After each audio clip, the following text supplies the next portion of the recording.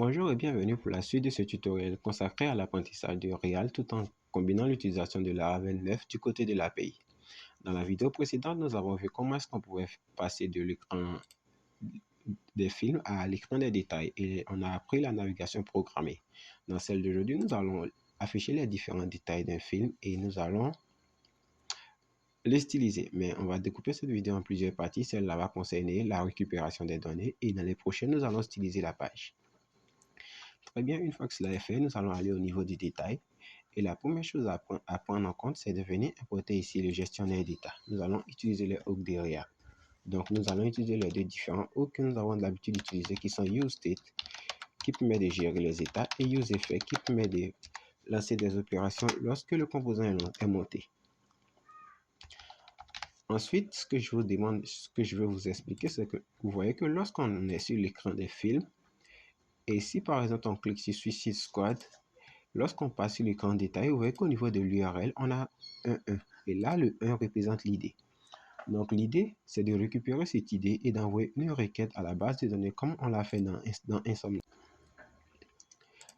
Donc, ce qu'on va faire, on va vouloir récupérer cette idée. Et comment est-ce qu'on récupère cette idée côté React? Puisqu'on utilise les routes pour faire la navigation, on peut utiliser une propriété du React Router pour récupérer les éléments qui sont dans l'URL. Donc, c'est parti. On va importer une bibliothèque et la bibliothèque c'est useParam. Elle permet de récupérer les paramètres d'une route et on l'importe depuis React Router DOM. Ensuite, ce qu'on doit faire, c'est qu'on doit venir tout en bas et venir définir ici une variable, c'est-à-dire on va dire que l'id est égal à useParams. Et ainsi, on récupère l'id et juste pour vous montrer, on peut venir ici juste devant détail et afficher l'id. Comme ça, on aura détail 1, détail 2 pour tous les différents films qu'on aura à visualiser. Là, ma souris passe pas. Je vais juste la connecter. Oui, là, elle fonctionne. Là, si je clique sur le film 2, j'ai détail 2 et je récupère bien l'idée. Ensuite, l'idée, c'est d'envoyer une requête à la base de données pour récupérer les films qui concernent, les informations des films qui concernent cet identifiant unique. Donc, comme on l'a fait tout récemment, on va utiliser le hook ici. Donc, on va venir créer ici un gestionnaire d'état. Donc, ici, la variable, ça sera movie. Et le gestionnaire d'état, ça sera setMoview et il va utiliser un useState qui sera par défaut vide. Et on n'oublie pas aussi, on a un loader qu'on a créé, on va utiliser le loader. Et là, on va utiliser une variable loading. Et ici, on va mettre le setLoading et on va lui dire qu'il utilise un useState et que par défaut, on n'a pas de loader.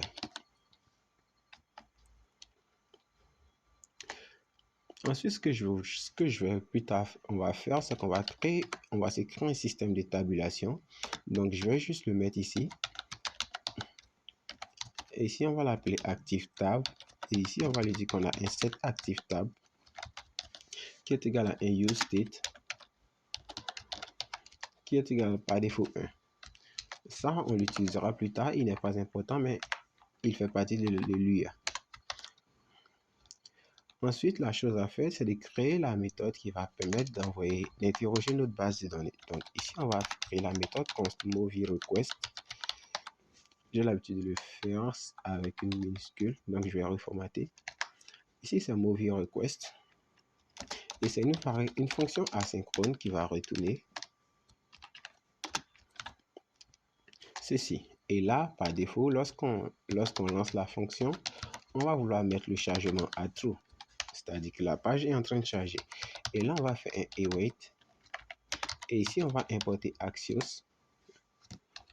Et tout là où vous voyez que Axios a été importé, vous devez juste l'importer dans votre bibliothèque depuis la bibliothèque Axios. Donc ici, on fait axios.get et ici, je vais utiliser les pack types. Ça sera $process.env.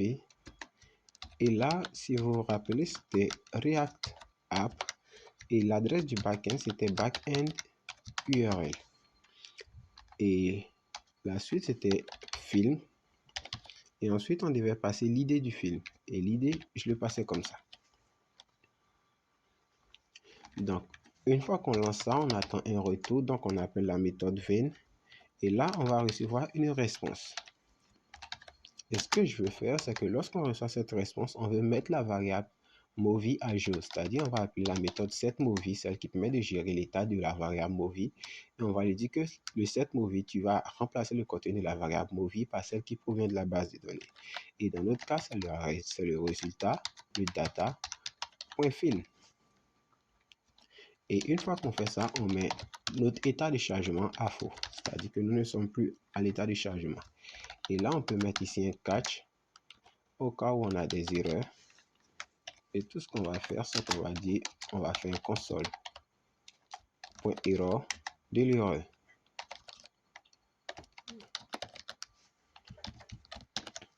Donc, si je fais ce que je reformate, voilà ce à quoi le code devait ressembler. On a une variable ici.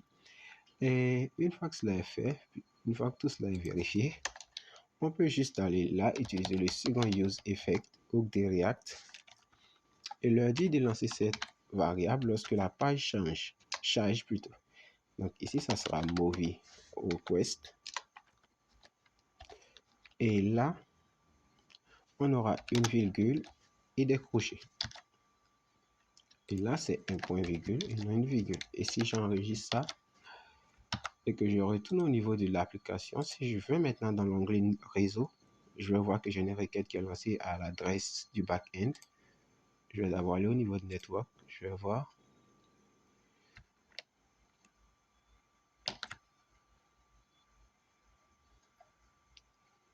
Je pensais avoir une erreur, mais je n'ai pas d'erreur. Je m'étais trompé.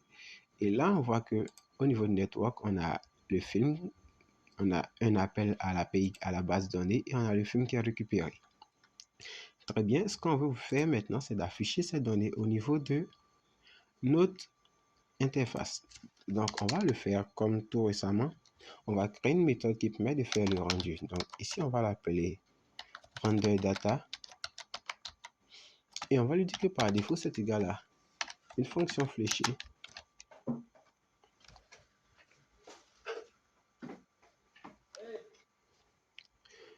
Une fonction fléchée qui retourne d'abord au cas où nous sommes en état de chargement, elle va retourner le loader que nous avons implémenté précédemment. Dans le cas contraire, si on n'est pas à l'état de chargement, on veut qu'elle retourne une div ouvrant effet mat. Et ce qu'on va vouloir faire, c'est que là, tout en bas, lorsqu'on fait le return final, on va vouloir afficher cette méthode renderData.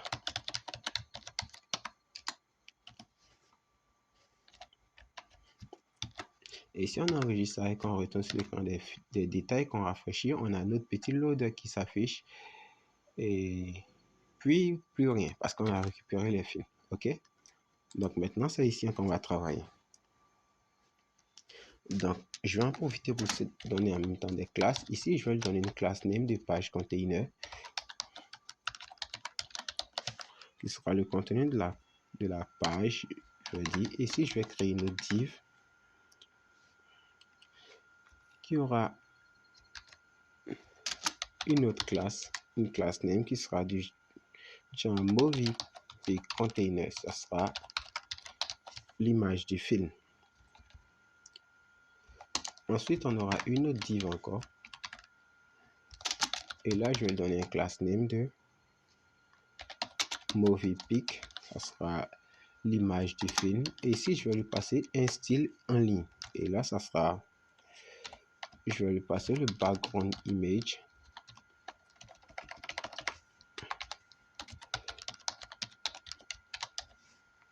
Et je vais dire que par défaut, l'image, ça sera l'image qui provient de la base de données.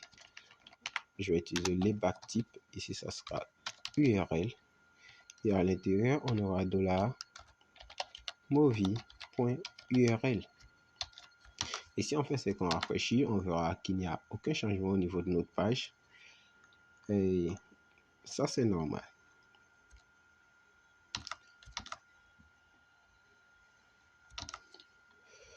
Ensuite, une fois que cela est fait, on va créer encore une div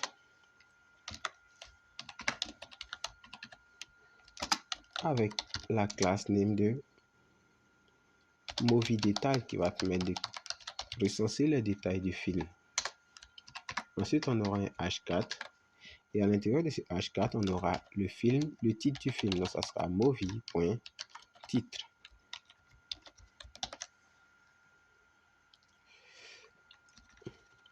Ensuite, juste en bas de ce movie.titre, on aura le paragraphe et là, on récupérera la description. Donc, ça sera movie.description.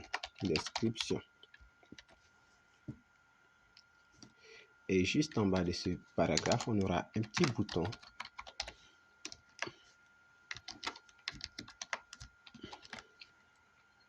qui permettra de mettre, on va dire, acheter le film. On supposera que c'est un site de streaming qui vend les films. Donc, si on fait ça, qu'on rafraîchit,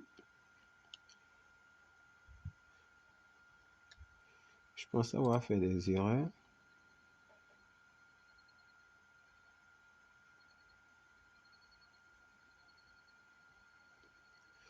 Et là, j'ai une erreur URL que je puisse voir.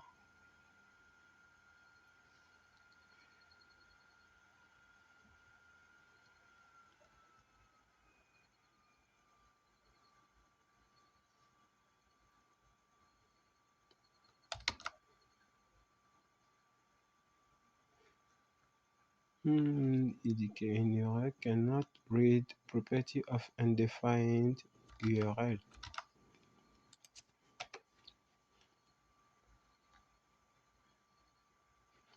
Et là, je pense que c'est parce que c'est React qui a planté. Je vais juste couper le serveur et le relancer pour voir. Donc, en attendant, on va continuer. On avait affiché le bouton des films. Et là, ce qu'on va faire, c'est que on va venir là, écrire et ouvrir une div. Et là, ça sera une div qui va avoir la classe name de more info.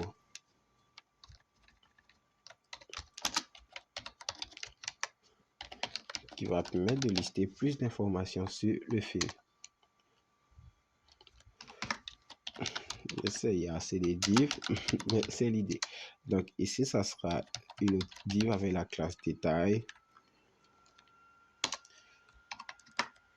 Et ici, on aura une div qu'on va laisser pour le moment vide. Et ça sera, on aura une classe name de tabs.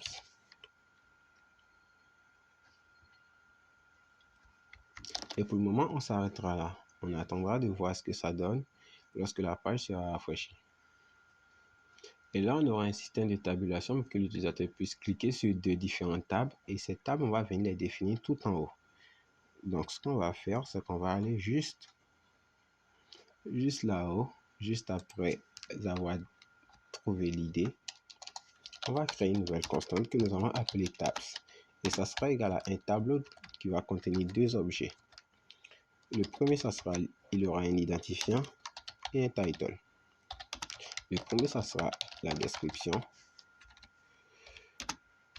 Et on va passer un autre identifiant. Et le deuxième titre, ça sera les acteurs pour qu'on puisse passer de la description aux acteurs. Là, j'ai clairement mon serveur qui plante. Et ce que je vais faire, c'est que là où j'ai mis mon tabs, je vais juste faire un map dessus. Ici, j'ai l'écran des tabs. Je vais juste faire tabs.map. Et ici, je vais utiliser la déstructuration pour récupérer mes tabs.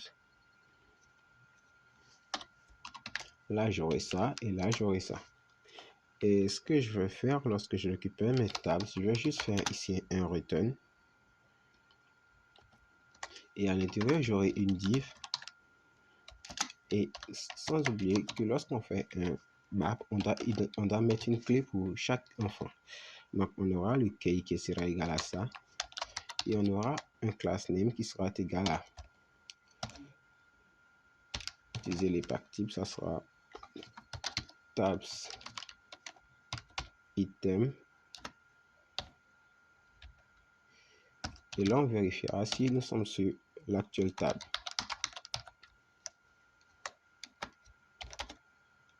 Et là, ça sera active. On mettra la classe active. Pour rien.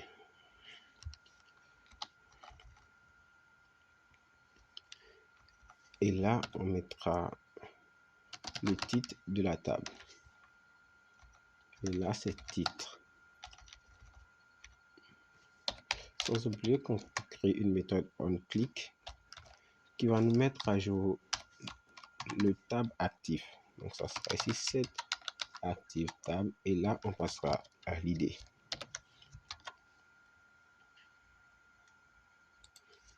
Et là, je vais utiliser le triple égal pour faire la chose. Et si je reviens là et que je clique sur détail, je pense que là, j'ai toujours ce même problème.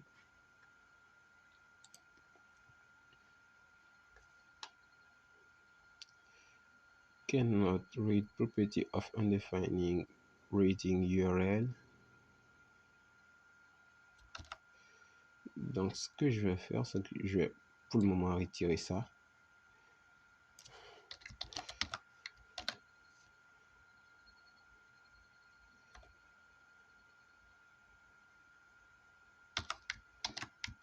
Non, non.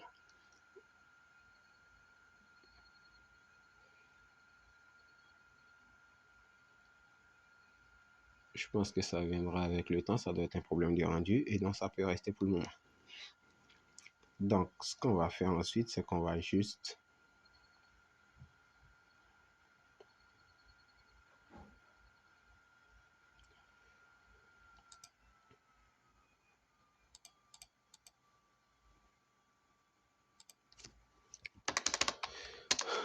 continuer notre chose et là on va juste créer une autre classe ici qui sera le contenu des tabs.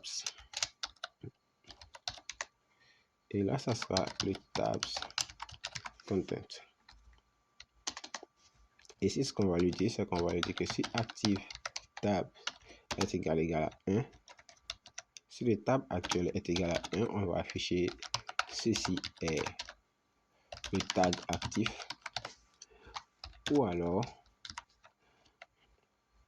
on va juste afficher aucun contenu.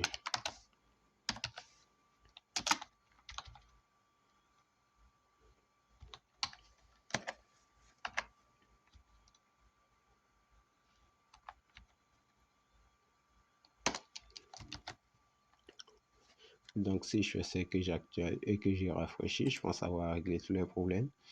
Et je vais juste faire un tour directement pour vérifier pourquoi est-ce qu'on a cette erreur.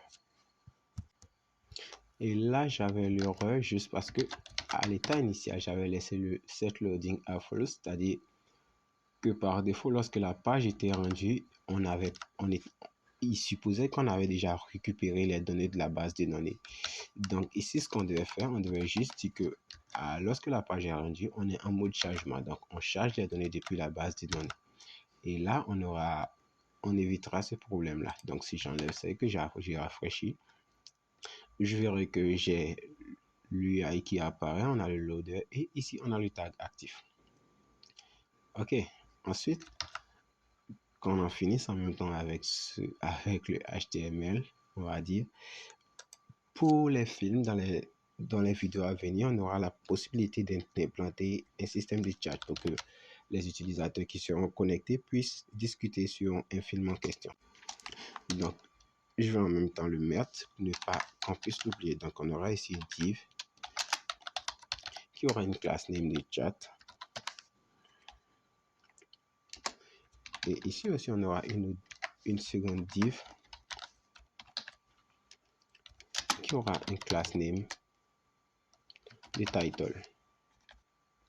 Et ici, on aura le nom du film. Et ici, on dira que c'est la discussion. Discussion.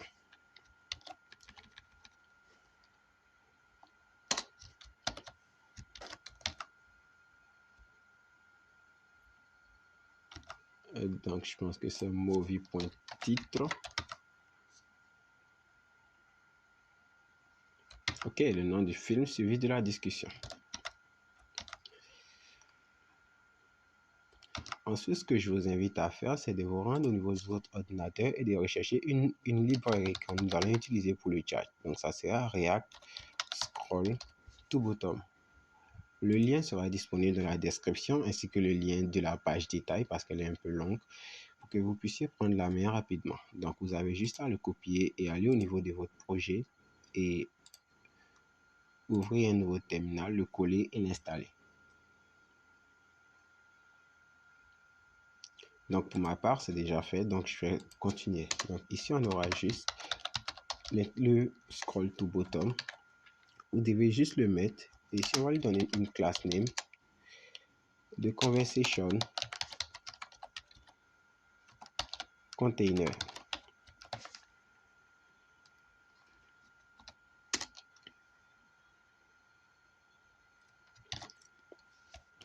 Et là, on va venir créer ici un objet conversation qui va contenir des fausses conversations. Donc, on va juste venir donc ça sera conversations data. Ça sera juste de fausses conversations qui seront mises là.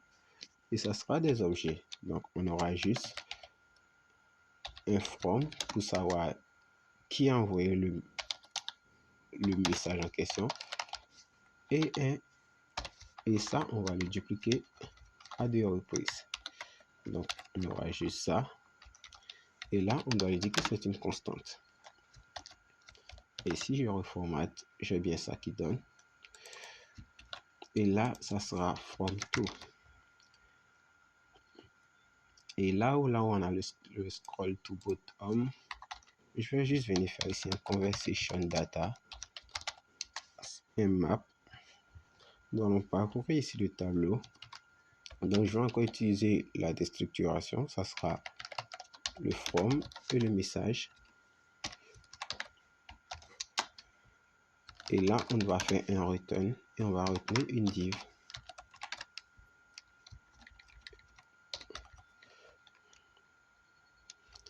Et lorsqu'on fait un map, on doit toujours passer la clé. La clé, ça sera le from. Et ici, on va lui donner une classe conditionnelle qui sera message. Ensuite, si le from, c'est-à-dire si la personne qui envoie le message est égal à 1, on va ajouter une autre classe me ou alors on va ajouter une classe all. Et là, on va afficher le message.